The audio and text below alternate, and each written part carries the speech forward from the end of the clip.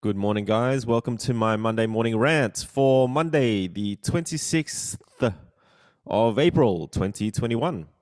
Um, as you can see, if you're watching this, not listening to it, my camera has fucked out.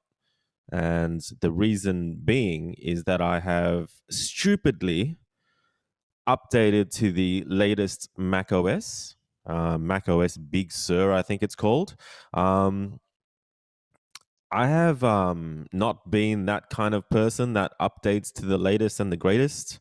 I tend to go by um, using things until they fucking break before I replace them. So same thing goes with operating systems. I know that with my gaming rig, my PC, if you update Windows, chances are nothing is going to work as soon as you upgrade it, and you've got to sit there and upgrade a shit ton of other things in order to get stuff that was working perfectly fine to start working again. And I was just having a bit of a chat to the boys the other night on the gaming channel on Discord, and they were really shocked that I don't shut down my computers at night.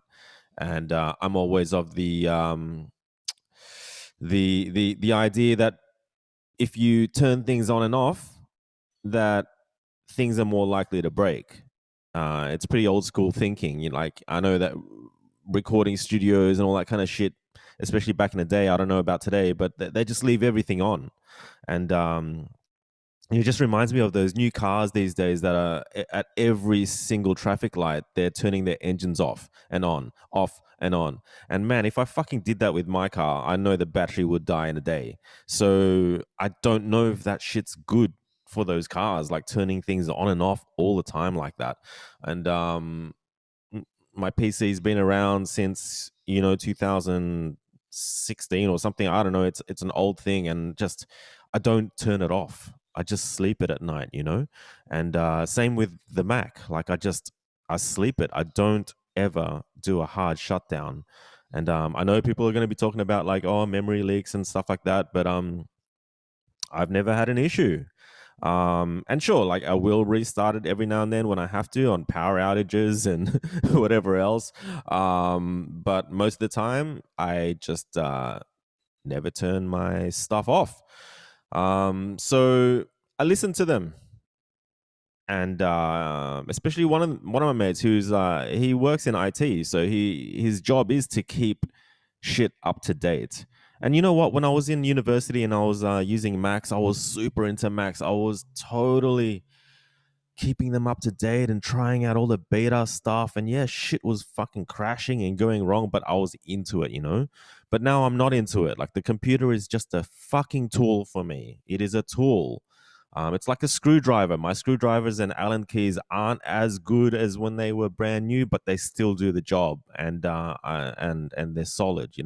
And so fuck, I started turning my PC off, and I started updated my Mac the other night, and I logged in this morning, literally 15 minutes ago, and there's no Photoshop, there's no Adobe Bridge, and they're the only things that I use this Mac for, really, and these podcasts. And I start googling. I mean, this update's been around since early last year, so it's just shocking to find issues. So I think I've got to download the new version of Adobe Photoshop, the new version of Adobe Bridge. All the interface is fucking changed. They've gone for like this rounded corner look. It looks disgusting. And the worst thing is that my using my digital SLR, my Sony A7S, which is like first gen, it's old school, does the job for me. Um, it doesn't work. I just launched it. It doesn't work, right? And you got to understand, this has been a year, right? So I go to Google, and turns out, yeah, Sony Alpha Sony Alpha as a webcam software does not work with the current macOS, which has been out for a year now. Um, Shocking. I mean, I hate this shit. I hate upgrading to the latest and the greatest to find out that it's a step backwards. It is a huge step backwards because now my fucking camera doesn't work, and now I have to use the built-in webcam, which sucks ass. So, not a great way to start my Monday morning, man. It's just one of those really annoying things. Like, and it just annoys me so much because it's like a reminder that, like, if it's not broke, don't fucking fix it. You've learnt this lesson before. It shouldn't be an issue a year later down the track. This should not be an issue, but it is. And now my fucking camera is fucked. I can't use it as a webcam anymore. And I'm going to release this video and I'm not happy with the quality of the video footage. So it's just shit. I hate crap like this. And I feel sorry for anyone who's on board with this crap, like keeping up with the latest, getting the latest fucking drivers and the latest computer gear. And, you know, like the mate who's in IT who, who suggested that I, you know, turn computers off and all that kind of shit. And he gave the update to this a thumbs up as well. I caught up with him actually last weekend, and he's a cool guy. He's in his 20s. He's a young guy who has some really severe health issues, which is super sad. But it all stems from, you know, being abused as a kid, and he's on medication. He suffers anxiety issues, and you know, we had a really good day in the sun. We just went for a walk and went for lunch, and you know, it was it's always awesome to chat to someone like that. I mean, he's a young dude, and he's got a lot of weight on his shoulders, and I'm not of the mindset to try to fix people anymore. I think just hanging out with people and talking shit is a good thing, and it's good to hang out with him. But yeah, like you know, he was over, and like he that time that we hung out together, he actually brought up that he wanted to buy a new video card for his computer, which costs like almost $3,000. And he then said that the video card in my PC is just as good as the one that's in his PC, which doesn't make sense because built my PC so many years ago. And I'm pretty sure the video card in my PC didn't cost anywhere near $3,000. If it's lasted that long, that's good enough for me, you know. But just to see him like spend $3,000 on something that's not necessarily going to get his health back in shape, you know, like he needs to he needs to start eating well and start exercising and do what he has to do if he wants to live longer, you know. Like, he's only in his 20s, and he's got so many issues that shouldn't be around until you're much older in life. So would have been good if he spent that $3,000 on maybe a new bicycle, or I don't know, like fucking something that'll get him more outdoors and get him healthier and a step towards living longer and living healthier, as opposed to a fucking high tech fucking now amazing video card that'll make computer games even more detailed and realistic and immersive. um not bagging on him, you know, fuck whatever makes him happy, but just I think it's a combination of me being super tight with my money lately, and $3,000 would go a long way with buying my dream guitar. But speaking of guitars, I've been playing again. My fingers are shredded again, and I woke up one morning some point last week, and I hopped on eBay, and I stupidly bought another cheap guitar. Like, it's just again another, you know, fuck it all up just to do it again. I can't for the life of me justify spending 3 or 4 grand on the dream guitar that I've always wanted. Instead, I just keep buying these cheap guitars, and damn, if I added up all the guitars I've ever bought that were like sub $500 sort of guitars, I would have had that, you know, dream guitar by now. But having said that, there's nothing wrong with cheap guitars, budget guitars. There's something really nice about playing something new. Like when you pick up a new guitar, it sounds different, it plays different, and in many ways, that difference is what inspires me sometimes to do something different. Like just the different sounds and different feel and different look of a new guitar can sometimes inspire me to play new different shit. So I pulled the trigger on an artist guitar. So artist guitars, I bought an artist Telecaster a few months ago, and I quickly sold it again because it was just so heavy. I love playing standing up, and you know, just half an hour into playing this thing, I'd have a sore shoulder. So I sold that, but at the same time, when I did a review of that, Artist Guitars got in touch with me. They're an Australian company who makes their guitars in China, and they got in touch with me and invited me into this small community that they have on Facebook called Artist Guitars Designers, and they take input and feedback from people who love their products. So I've been fairly involved in that community. I like checking in, and I like the people on there because they're all guitar players and they're all quite humble people because they're not, brand snobs. They're not into the Fenders and Gibsons. They're more than happy to spend their money on sub $500 guitars rather than the $15,000 rare, brand name stuff. So it's been nice to be on that community, and I've been quite involved in it, and some of the posts that I've made on there have gotten a bit of traction and started some discussion, which is what I love doing the most, right? Like shit stirring a little bit in order to get people talking. And it feels weird to be on there and not have an artist guitar. So I figure this was only $160, this purchase. I mean, $160 for another Strat. It's another Strat, and I love Strats. It is a little bit different in that it has a humbucker. So it's two single coils and a humbucker, and I've been dying for a Strat with a humbucker because I never play my Strat in anything but the neck pickup because I love the tone, that bluesy tone that a Strat gets from the neck pickup. But I do really miss the humbucker at the bridge for all my heavy stuff. Like all those years playing rock and heavy metal, you're constantly locked into the humbucker at the bridge.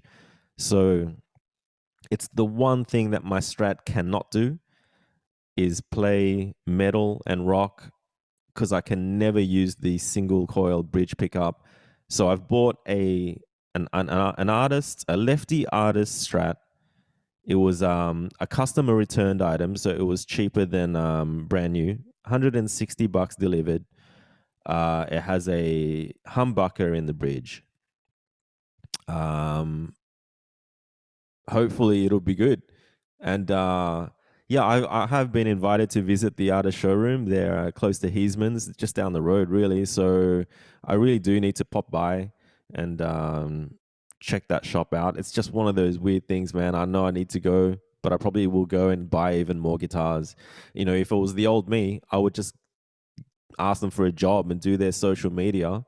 And rather than accepting pay for it, I'd probably accept a new guitar every month to do some social media for him. But yeah, so I bought another guitar. Look, I don't want to rant on too much longer, but I haven't really been productive again last week. I've just been playing fucking computer games again. But one thing that I have been doing is watching a shit ton of YouTube videos made by this professional photographer. His name is Mark Laita.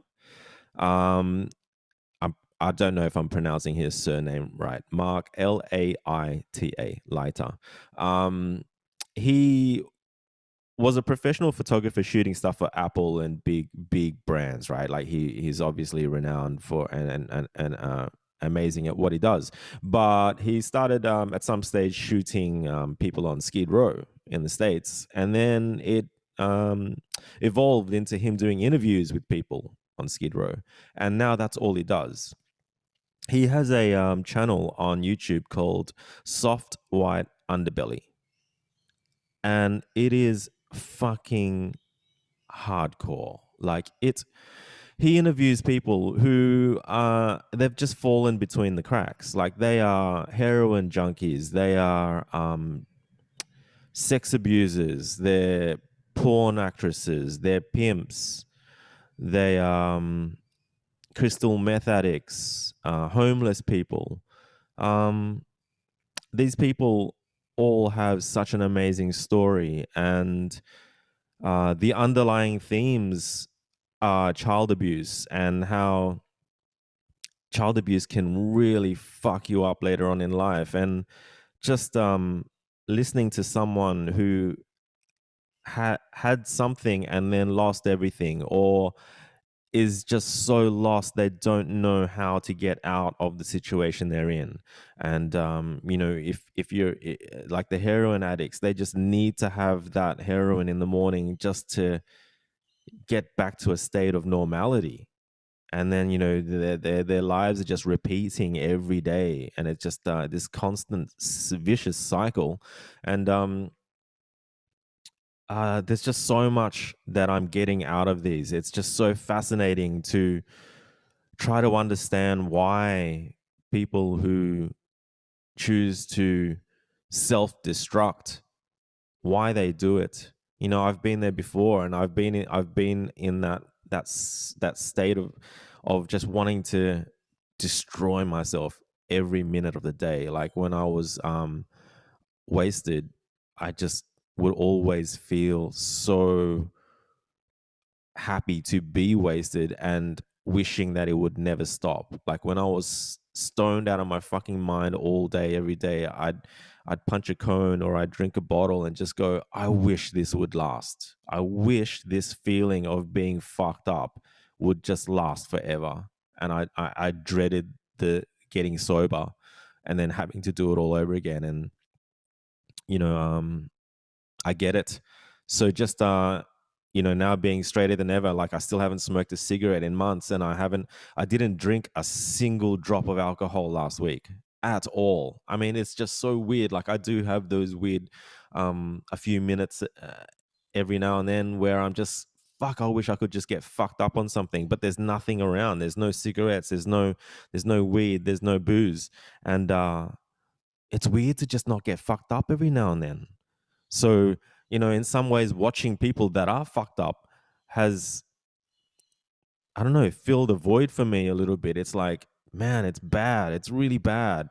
There's no other way of looking at it. Like, you can understand it. You can understand why someone chooses to completely get fucked up like that.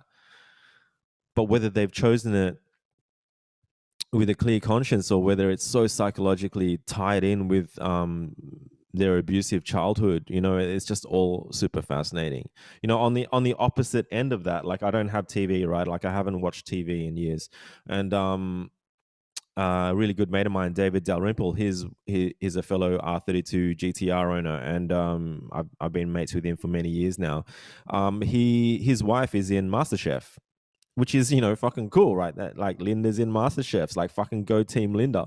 And like I thought I'd go to the Channel 10 website or whatever they're called these days, and I had to sign up to be a member to watch MasterChef. And I started watching last night because I wanted to see Linda, and I wanted to back her. And like the fucking advertisements, oh my god, the fucking ads, man, you can't skip them, and there's so many of them. It's so savage, and the way you're just getting into watching a little bit, and then they cut it so that they can give you an ad break. And then when it starts again, they repeat the few, like the minute before they cut it for the ads. And it's like, oh, fuck, this sucks. It fucking sucks. Like people who watch TV, stop watching TV. Stop it. People who are on YouTube without ad blocker, stop it. Fucking block the ads. I have not watched an advertisement for what feels like over 10 years. I swear I just have no tolerance for it. I don't want to see that shit. I'm not in advertising anymore. I don't want to be bombarded with advertising. Whatever I can do to block that shit, the better. Anyway, that is my rant for the week. I'm really upset that my camera doesn't work. And I have yet to sort out Photoshop and Bridge, and that shit better fucking work because I need that. I need to. That's what I do for a living. So man, I need my camera and this computer with this OS to work. I did a quick search on if I could roll back the operating system, and it looks sketchy as fuck. So I'm not going to roll it back. I'm going to live with it. And when Sony decides to get off their ass and release an update for the software that makes the camera work as a webcam, I honestly don't know when they're going to do it. If it's been a year already, it just sounds really dire. It sounds really bad. It sounds like I might never get that shit back, which really fucking sucks. So yeah, you know, not really hating on everyone who does try to keep up with the latest and the greatest, but man, like you're making your life harder for yourself. Hey, I swear you are. Anyway, that's my rant for the week. I hope everyone does have a good week. I shall catch you guys in the next one. See yous.